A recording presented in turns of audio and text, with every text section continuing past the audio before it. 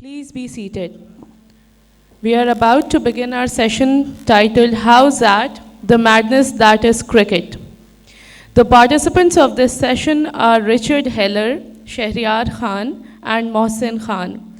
The moderator for this session is Sohaib Alvi. Sohaib Alvi is a strategy and marketing consultant, corporate trainer, writer, blogger, editor, author, entrepreneur, analyst, youth motivator, and mentor. The session will be followed by a Q&A session. Please refrain from making a statement and keep your questions precise. Over to you, Sohaib. Thank you. Thank you, and thank you for the introduction. Can all of you hear me well? Okay, good, thanks. Please allow me to introduce our guests. Arriving in Pakistan, Shaharyar Sahib, if you allow me the courtesy of introducing Richard Heller first as a guest of our country. Richard Heller was a columnist for the Mail on Sunday and for the Times. Heller's publications include A Tale of 10 Wickets, The Network, The Importance of Not Being Earnest, with apologies to G.B. Shaw, I'm sure, a biographical study of the forgotten literary genius Luke Upward, and a novella from his romantic comedy screenplay, Your Very Own Ricky Rubato. In 2016, he published with Peter O'Born, White on Green, celebrating the drama of Pakistan cricket, which we will be interacting with him in more detail, which was shortlisted as the MCC Cricket Book of the Year. His original screenplay, Second Innings, which combines themes of cricket and movie making, will be filmed in Lahore in 2018. Excellent. Thank you, Richard, for being here, for traveling all the way to Karachi. Sir. Pleasure. Always a pleasure. May I now introduce Mr. Shaharyar Khan. Not a great introduction required because he's already a very famed personality. Welcome, Shaharyar sir. But for the record, Shaharyar Khan is a direct descendant of the Bhopal ruling family. He served as Pakistan's ambassador to Jordan, UK, and France. He reached the top position of his profession as foreign secretary, a post he held for 4 years from 1990 to 1994. When he retired, since August 1999, he has intermittently served as the chairman of Pakistan Cricket Board, and he is currently president of Asian Cricket Council. Welcome, Shaharyar Saab. Welcome, Richard.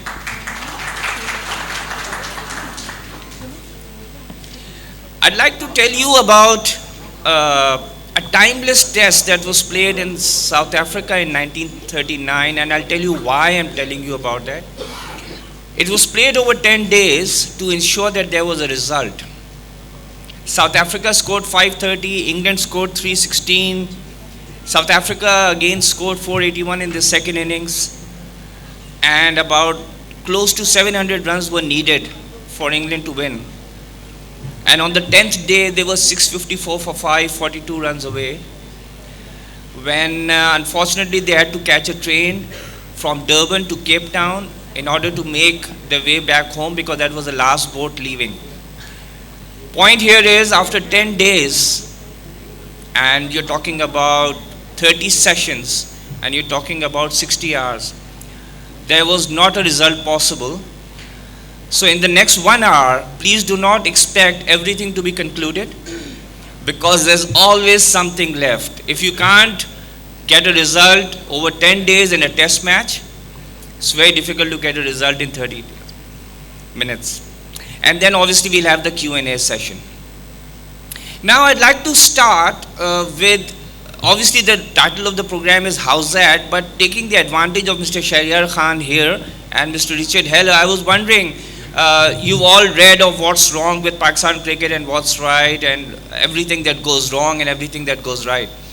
But let's focus this session on anecdotal stories, and I've spoken to Richard on that, spoken to Shaharyar Saab on that. Let us recount some of the stories that happen in Pakistan cricket, which sort of reflect on the character that is Pakistan cricket. It is a unique team.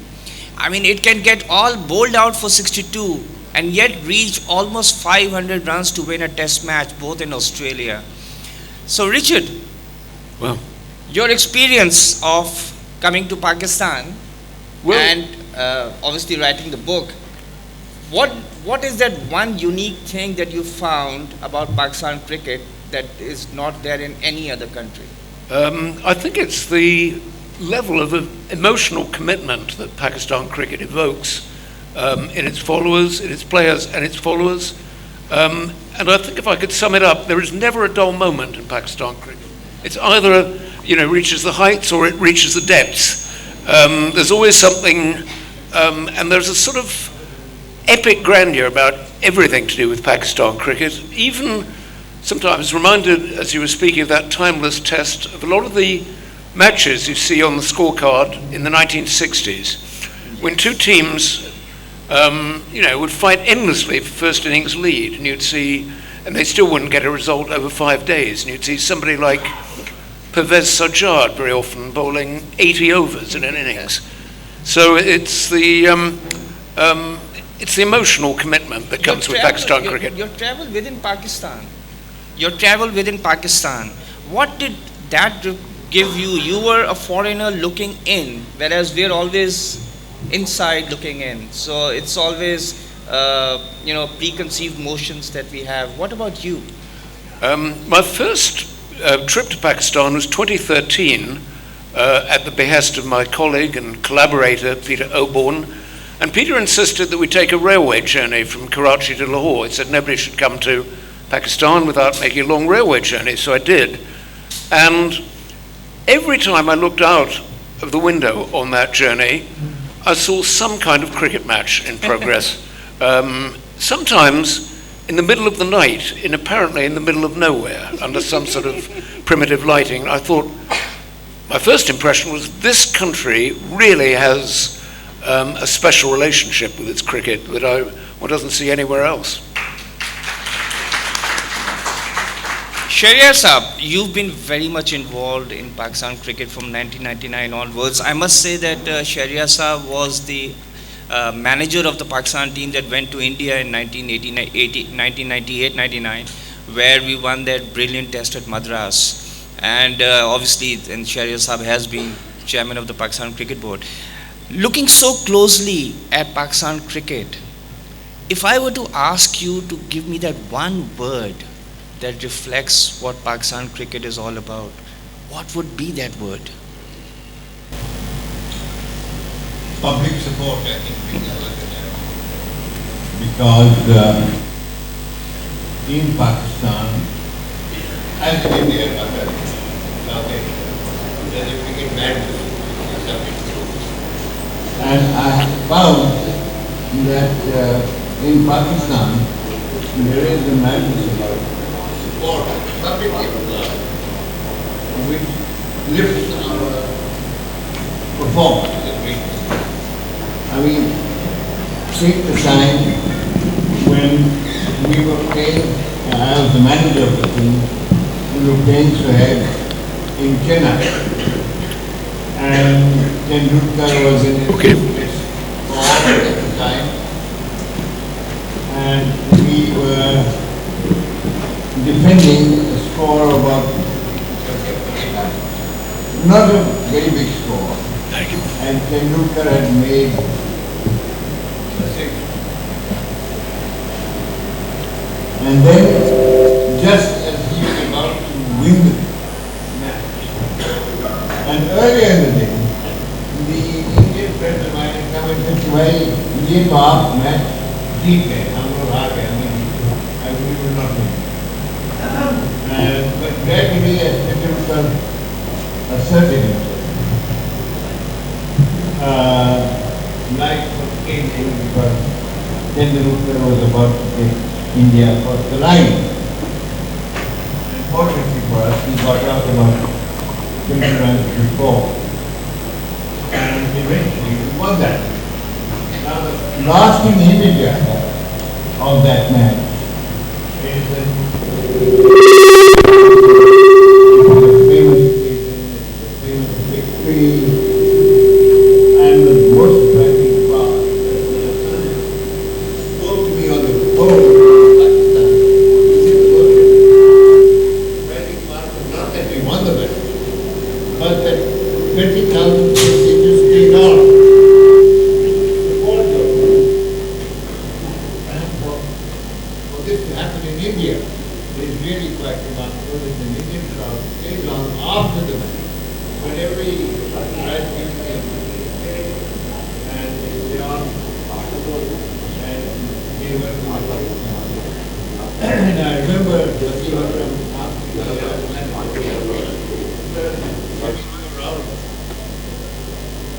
Pakistan has finished playing. They were the losses in Chennai. What I'm trying to say is that left to itself, free of government interference from both sides, you'll find that there is tremendous public interference on both sides. So this is something that is true. I know it to be true. I only wish it could express itself, but the government stand in the way, and it doesn't happen. So there it is. Public support, I would say, is very important. Here in Pakistan, we get it all the way down the line. Would you still like to stick to that word as a one word that you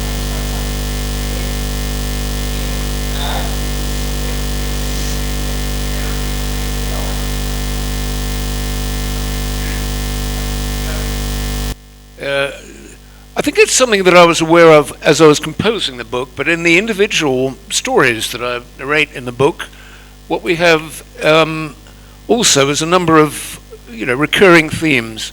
One of the themes that I picked up is the ability of Pakistan cricket to discover people, so to say, out of nowhere. And one of the people I really enjoyed writing about and hearing from his own words was Tausif Ahmed and his account.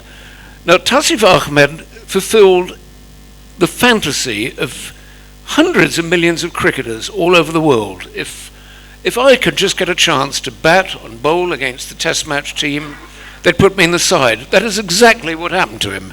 They called him up as a net bowler in a test in 1980 here in Karachi, and he bowled so well that he was in the side, and he displaced the spin bowler that they'd originally selected.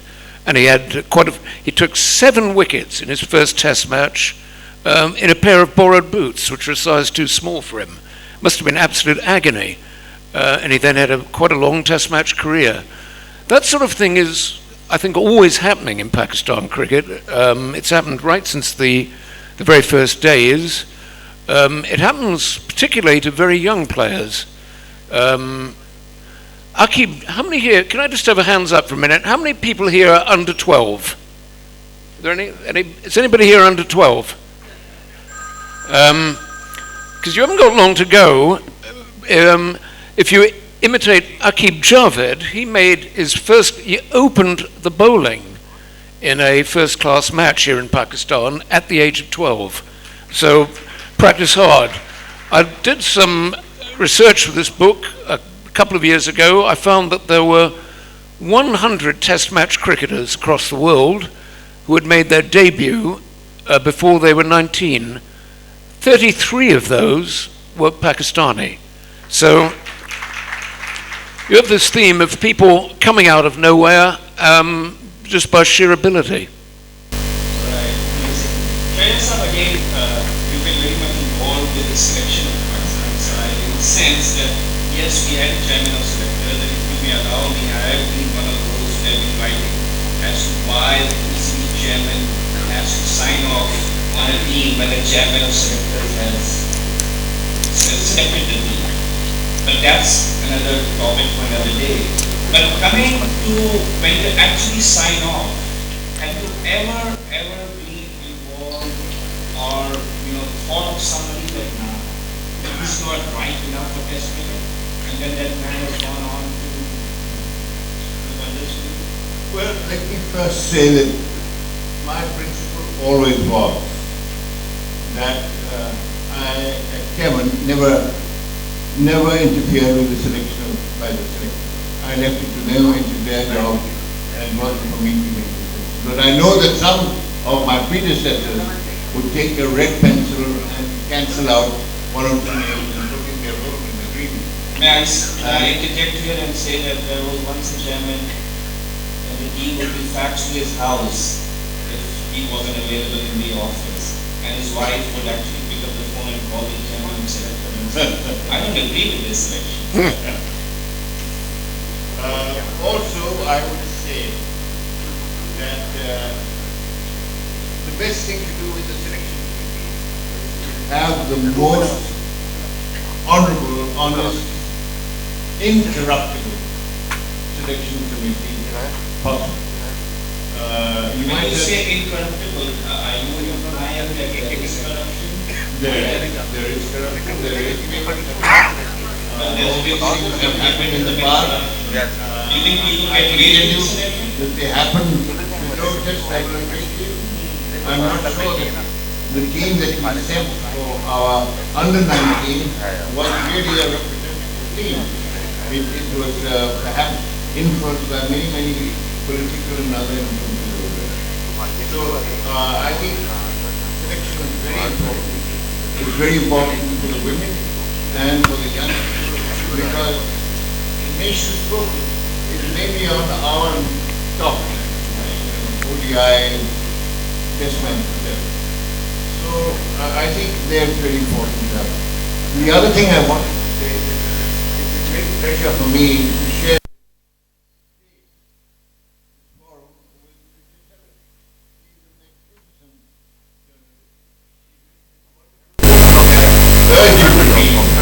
white on green, was it green on white? White on green. White on green. That way round. For those of you who are interested in byways of Pakistan, people like Israr Ali, people like Muhammad Brother, the fifth one, never made things like that. He has brought that out so brilliantly in his book. I really commend him. It's an honor to be on the same panel as he is. Now, apart from the selection side of it, the only time I came into the selection process was when I was manager. Yeah. When I was manager, I had to say in what the final result would be out of the 15 that we were taking with us. And I remember very carefully how sad it was that I think it was Bahar Yunus who was not in top form. In those days we had Wasim Akram, Bahar Yunus, as Richard said, Ahmed Javed was not on the team, but I mean, he had him. And we had the young, fire-eating, fast bowler, Shoaib Akhtar. And it was in one of those test matches, I'll get to it one, when I had to take a very difficult step of dropping. You heard which test it was, of dropping Bahar Yunus. And I think he was literally in tears where we had actually had to do. I think it was Calcutta. Calcutta, yes. Yeah, Calcutta. We played Shoaib Akhtar in his place. And I'm glad we were justified because one of the lasting moments in my memory of cricket, I've seen a lot of cricket, is when Tendulkar came in to bat. And Shoaib Akhtar had just bowled Dravid with a very fast ball. First ball went past his nose, second ball bowled him, and then Calcutta. I remember that through the arrival of the king, Sachin Tendulkar, the huge Bengali crowd, about 80,000 they were at the time, gave him a welcome that was utterly memorable, certainly for me. 80,000 people shouting, Sachin, Sachin, Sachin. And in roared Shoaib Akhtar. He just dismissed Dravid. He was with his tail up and he went in and he bowled what I must say was one of the fastest deliveries I've ever seen. I'll come back to another fast delivery later. And bowled first ball. First ball, middle stump, out of the ground. It was one of the most dramatic sights I've ever seen on a cricket ground. Shoaib Akhtar bowling Sachin Tendulkar, and he was back in utter silence with a crowd of 90,000 wanting to cheer him on. That was a great moment. And the other great moment was when I was traveling in a bus with the team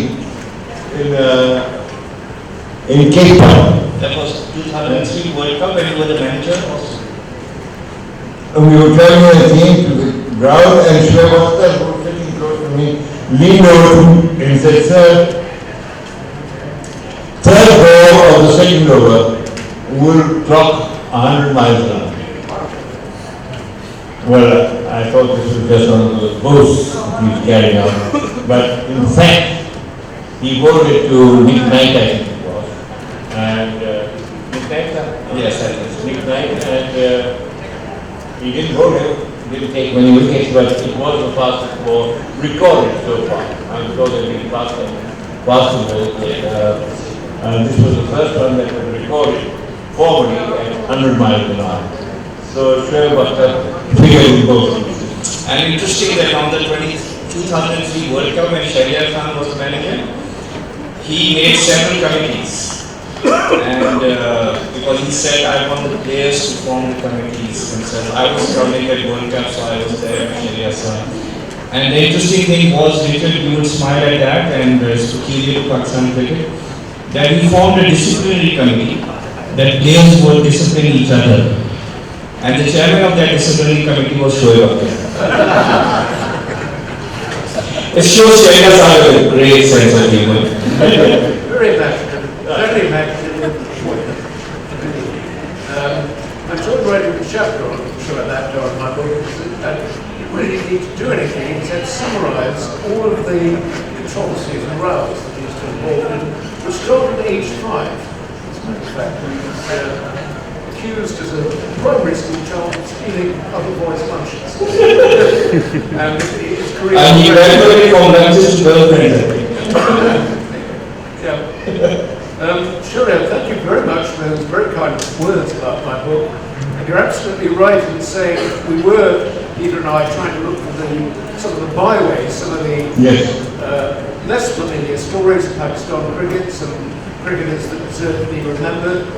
One of the byways we did enjoy discovering was the true story of the team from Dera Ismail Khan, in what was then Northwest Frontier Province, that travelled to Lahore and managed to lose a first-class match by an innings and 851 runs, which is a record that Pakistan is going to hold, I think, forever. Victory or the biggest defeat. It's actually, you can read it in the book, it's not a farcical story at all. It's actually, in its way, a rather heroic story of some young people who really loved playing cricket, and they travelled a very long way and had a very difficult journey to fulfill their fixture in Lahore. They played the best they can. They're still lost by that colossal margin. I can't resist mentioning that one of the Dera Ismail Khan players, in their first innings of 32 all out, was dismissed obstructing the field. Yes, there have only been 8 batsmen in first-class history to be out obstructing the field, and he was one of them. It's a bit of a luxury in an innings of 32. So that was one of the byways, and some of the other cricketers we enjoyed looking at after our launch, very unlucky. Some of the players mentioned select some players in our book who seem to have been victims of selectors at different times. I think often in the early days, one might say victims of Carter, because Carter had very, very strong views on the kind of players that he wanted and didn't want. One we particularly enjoyed writing about was Prince Aslan. We couldn't resist writing about Prince Aslan. He was a real prince. He was the heir to the throne of Malabar. He was a left-arm spinning genius who bowled anything out of his left hand. He could bowl a delivery out of his left hand with so much backspin. This is his party piece. He bowled a delivery with so much backspin that it would stop on the pitch, stop dead. But unfortunately, his movie style, perhaps I would say princely lifestyle, kept him out of the selector's eye, particularly his fondness for music. He liked to jam. He played the Pakistan harmonium, and he was often late for matches because he was having a jam session with a lot of pickup musicians, and that didn't endear him to the selectors, and he never got a Test match cap. Richard, I just like to, you mentioned the violence, you mentioned watching Pakistan cricket from the window, playing. When you come to England and you go into the shires, as they say, you see a lot of these matches taking place where the blacksmith is going to the carpenter, those weekend cricket. Something that E.W. Swanton wrote a lot about. I remember going to the British Council in the early 70s and picking up those books that talked about local cricket. Exactly. How much similarity have you found when it comes when you talk about Pakistan cricket, the local cricket, where you have 5 or 7 matches, maybe more, taking place in a large ground?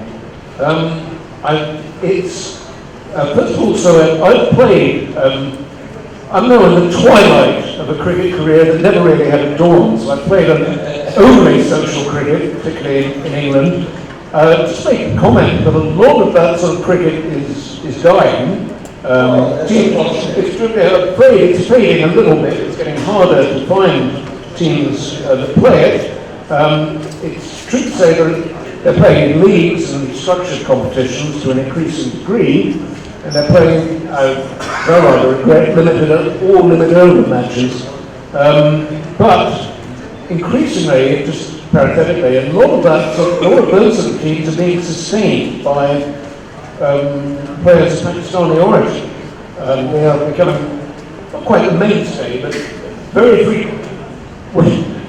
When I play a social team and I see that it contains 2 or 3 Pakistanis, I would say, oh.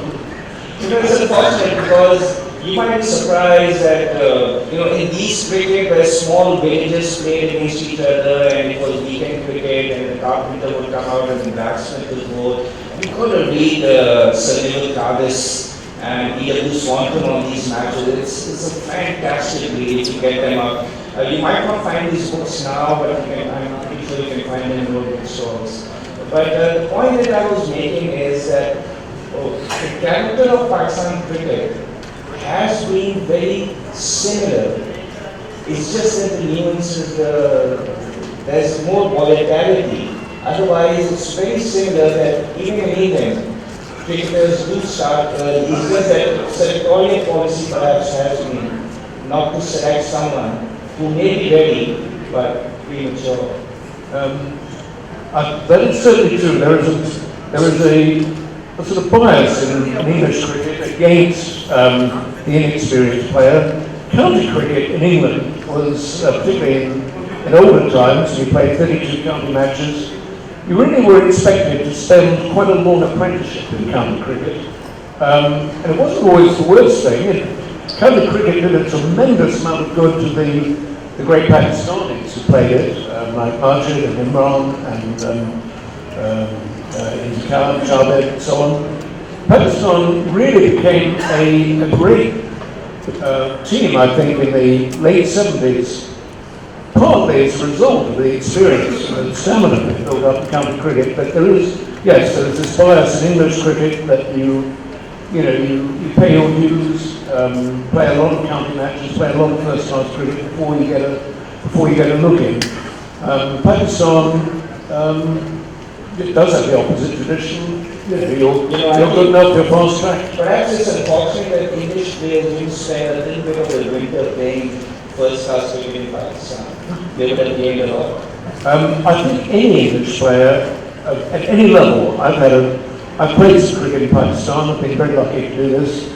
I've discovered it's fatal as a visiting player to allow any 11 or 12-year-old to bowl at you. Always a very embarrassing experience, and they're always delighted to get you out, as they so often do. Sorry, I lost the thread of that. It's the byway. It's a wonderful experience playing cricket in Pakistan if you're a visitor, even watching it in Pakistan. I would say that the structure of cricket, I've seen less of the kind of organised social cricket that you see in England.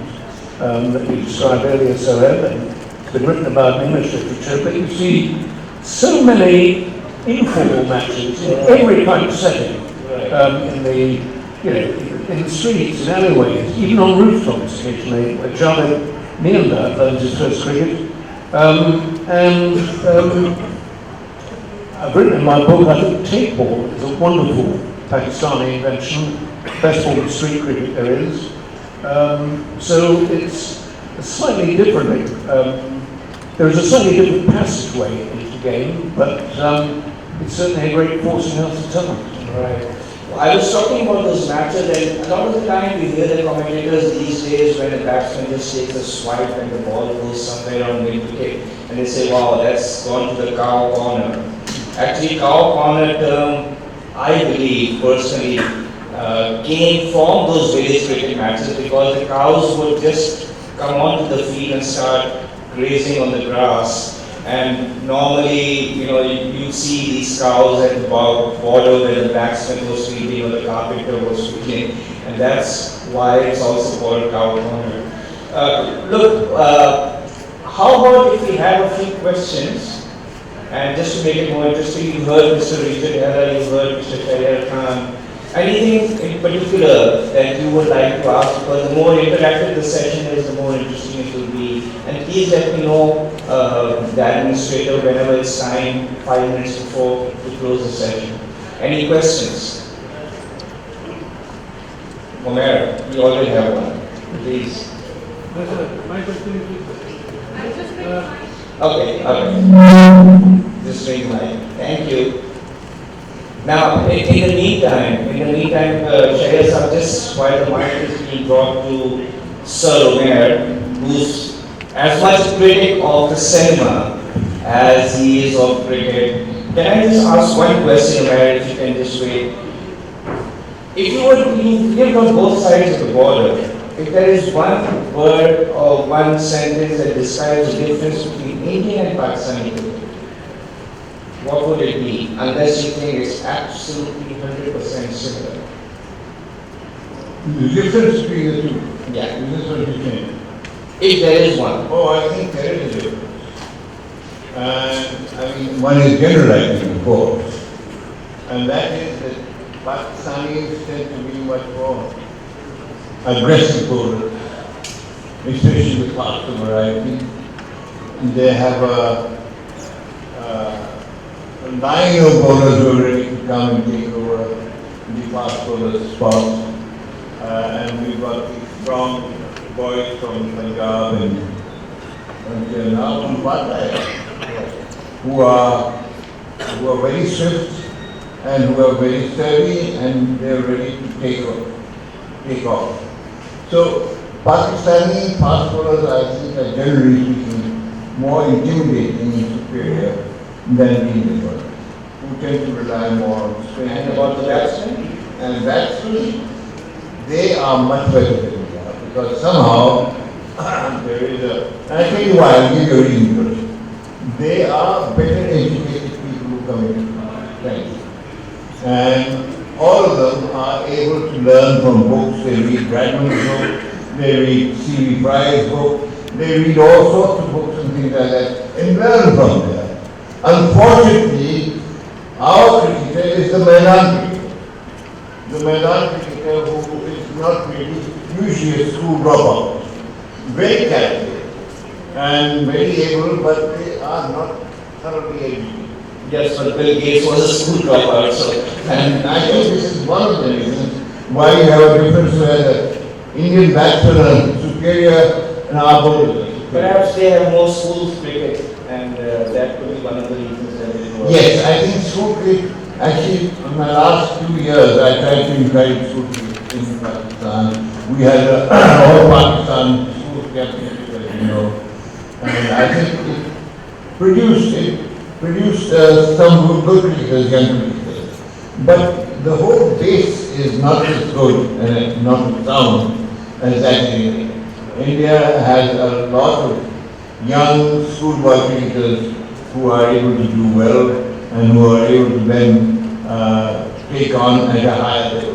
Well, I suppose Pakistan Veterans Cricket Association has made a lot of effort. I remember last year there was a tournament where 80 schools were involved, And Fawad Ijaz Khan played a huge part in that as chairman of Pakistan Reference Cricket Association. Nadeem Umar sponsored it.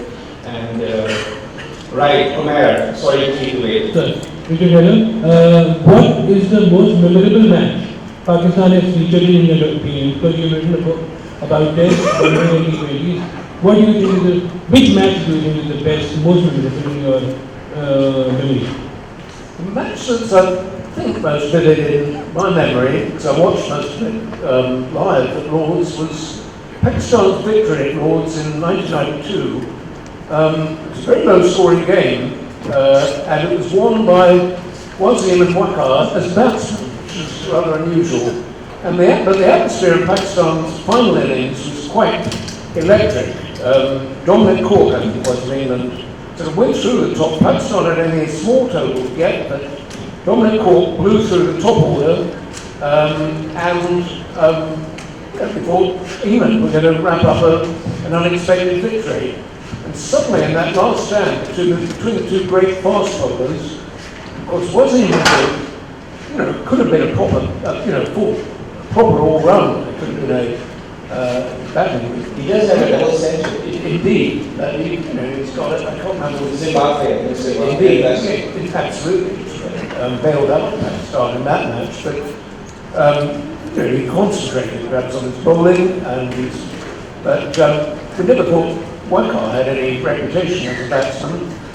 Watching that match, gradually we realised that balance was shifting, and as Pakistan went up in sort of 5 attempts, we realised that Pakistan was going to win.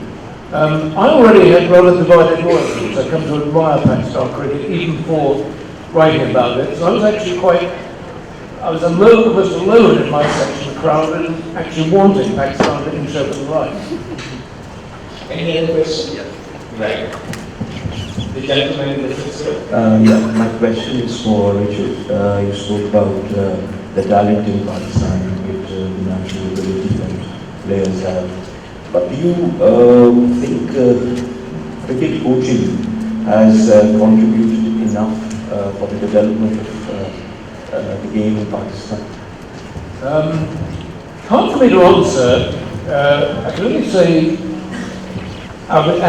what I've observed. I know there has, in recent years, been a great deal of outreach work by the PCB, by district associations, by clubs, to try and find young talent and to try and coach it.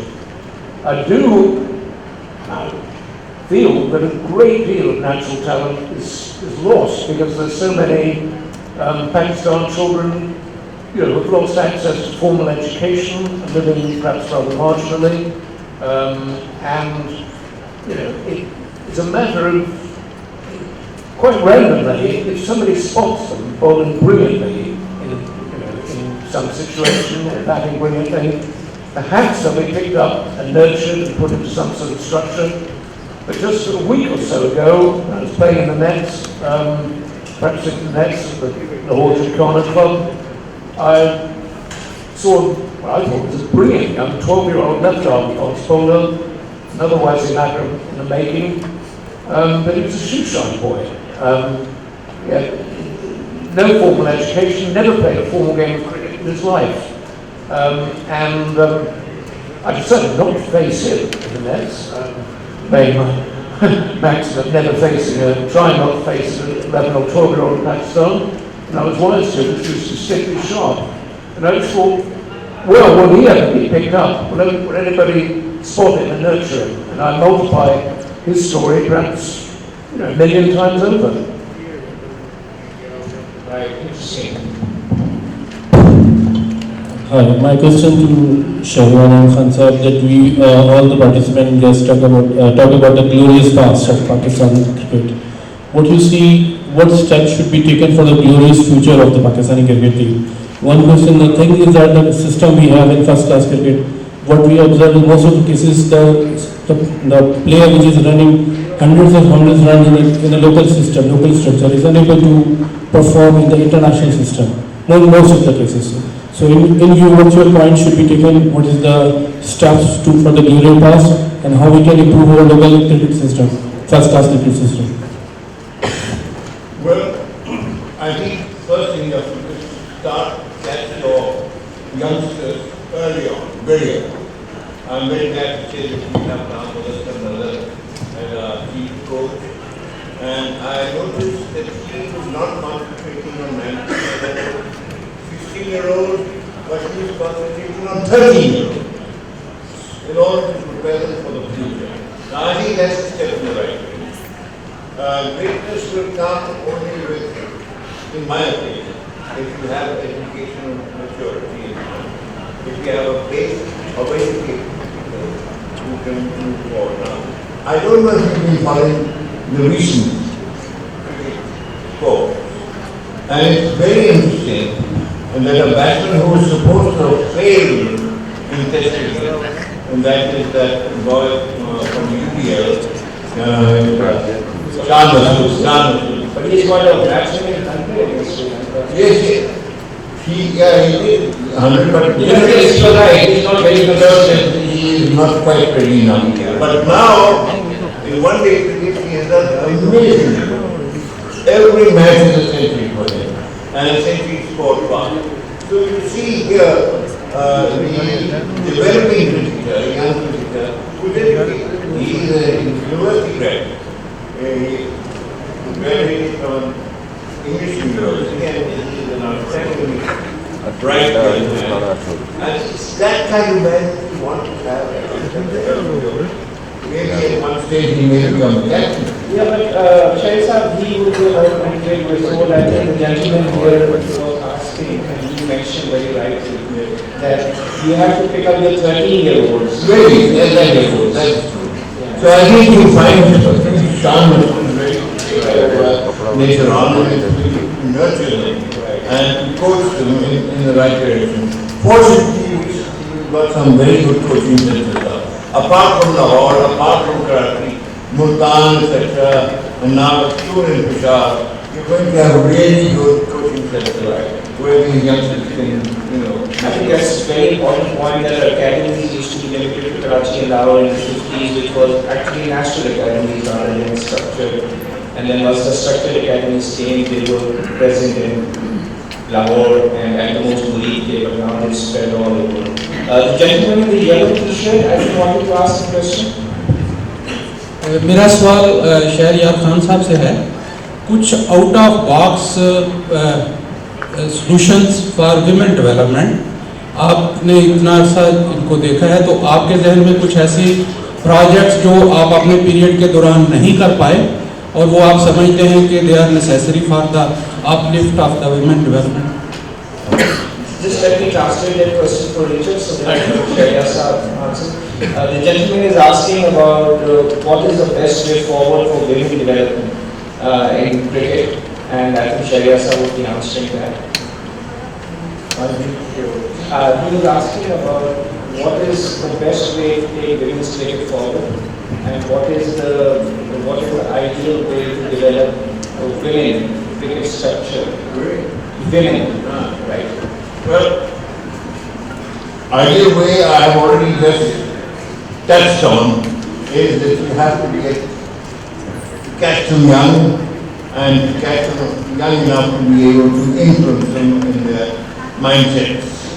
And also that they should have a minimum of education. You don't want rocket scientists, but you want people who are able to understand the basic educational requirements of a complex game like cricket, number one. Number two, I would say that you need to have coaching academies across the country, not just 3 or 4 cities. Let's go to Quetta, let's go to Peshawar, let's go to Ahmedabad, let's go to all these places where we can have proper coaching centers and pick up young talent and nurture it in a manner that is going to produce results later on. I think that is very important.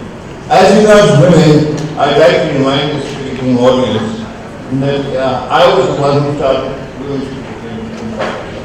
I got them together. It's not easy because we have started late. I mean, even compared to Sri Lanka, we started late. India has been having women's cricket for a very long time, and there were social taboos against women cricket. Not only players, but also journalists tended to be a little, I'm sorry to be criticizing the journalists going into that, they weren't interested in journalism. We weren't building up any stars in Pakistan. Sana Amin was hardly a star. And I think we need to develop all-round women's cricket in a manner that is more attractive to the public, and I would say to the women's public also. Let them be cricketers who play in front of, but there is a social taboo against that. A social taboo which means that the vast community in Pakistan that feels that women should not be appearing before women and playing cricket as they have been. So there are many things that we need to catch up with, but I think there's a future for women's cricket in Pakistan. And one last thing on this. We need to spread it out into the smaller cities. Let's go to places like Shaharyar, let's go to places like Gojra, etc., and let them become centers of women's cricket. This is not the case of us. Cricket mainly in the big cities like Lahore and Karachi, but elsewhere it is pretty silent. I mean, we are trying to encourage cricket in district. We are trying to encourage cricket in Pata. It's not easy, but there's a lot of talent there. I think there's a lot of talent in Pata. There's a great deal of talent in Gilgit. We've got a girl who plays for Pakistan. It's really very heartening to have. There's a Baloch girl who plays for Pakistan now.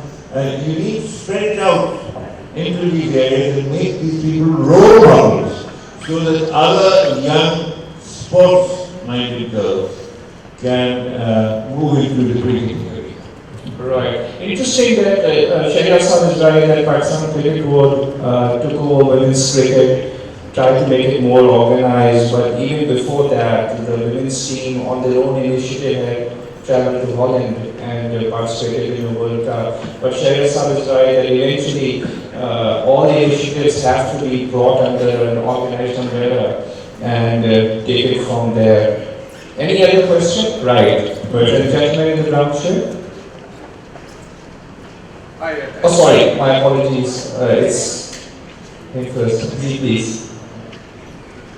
My question is from Shaharyar Sahib. So you talk about Could you speak a bit louder, please? Yeah, my question is from you, Shaharyar Sahib. We were talking about the development of batsmen and why the Indian batsmen are more sound than Pakistani. Don't you think that the Pakistani batsmen, they don't get that much support by the structure as well, because we see green tops being prepared for almost a decade now at the first class level, and this time there were Duke's balls also used. So Dukes too tend to support the bowlers. And you talk about the Shan Masood and other players scoring more in the List A cricket. But by the time we move towards the List A cricket, the pitches had gotten more batting friendly. So how can the PCB, work to actually support the batsmen at the first class level?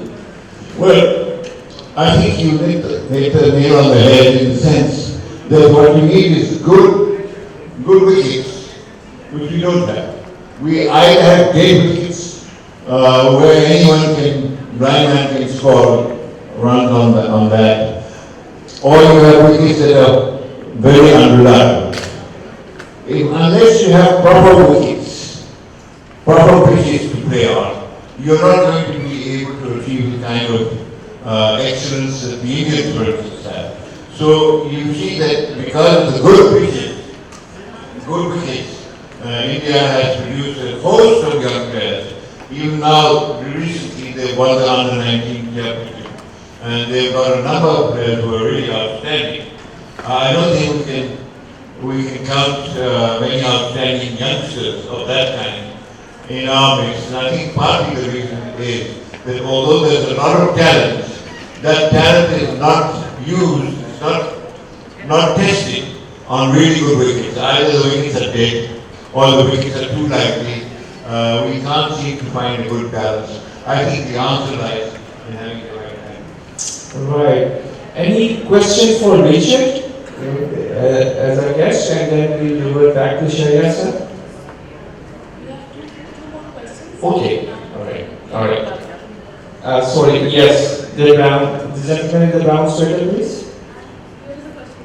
Yeah, but he had actually put up his hand first. If you may give him the mic, please. I've got a question for both of you. Earlier on your comment about having a university degree and a cricketing career, would you guys not think that it's becoming increasingly mutually exclusive to have a professional cricketing career and a university degree? And I think that is quite evident in the fact that the main supply line for English cricket, which used to be Oxbridge, is no more the case. And most of the English players, including, despite having good public school education, they're not going on to university. And in Pakistan, I think that issue is even more sort of an aggravated issue because schooling is pretty poor. Richard, would you like to answer that first? You're quite right in saying that Oxbridge has shrunk as a recruiter of cricket talent.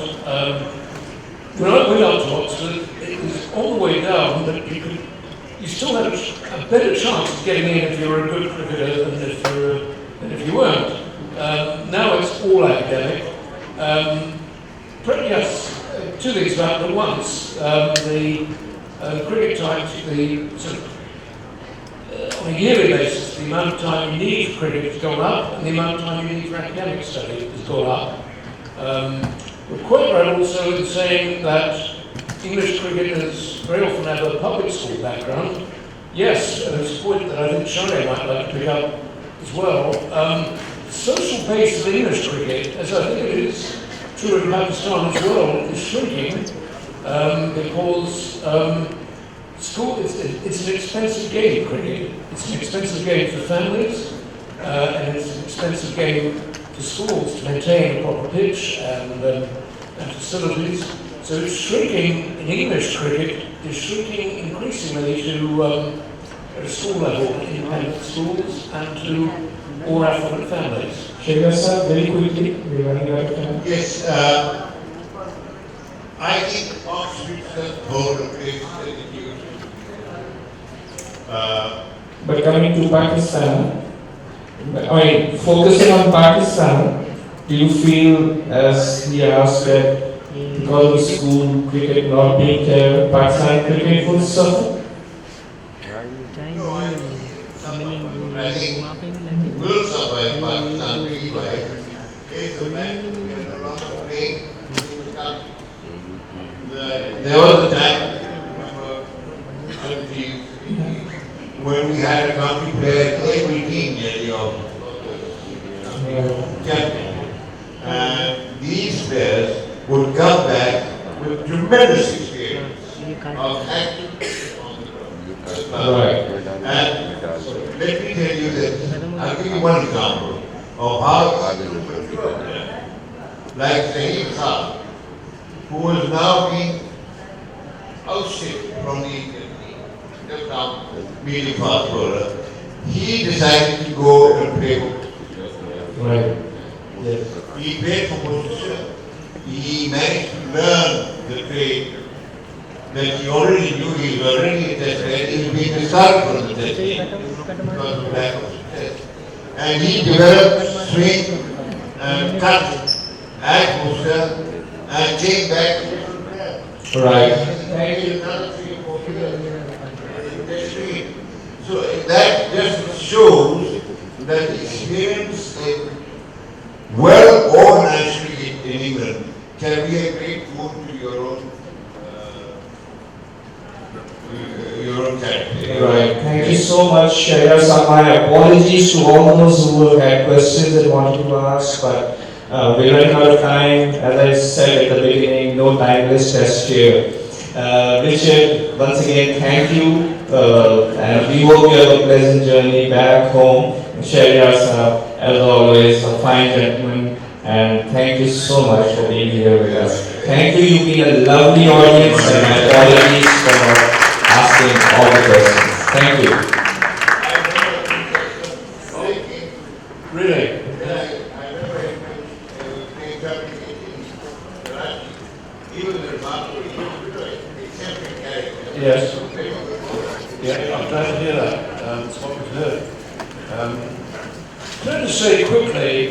is an parenthetically. One, pick up the very last point from the questioner. What I think is happening in England and Pakistan, all over the world, is that you have to commit yourself to being a professional sportsman earlier and earlier in life. You've got to make a decision as a schoolboy, to concentrate on cricket and to cut out other careers. You start doing, and in England at least, I think it's increasingly true in Pakistan, you have to sort of make that choice at age 12, age 12 or 13. And it's asking a lot.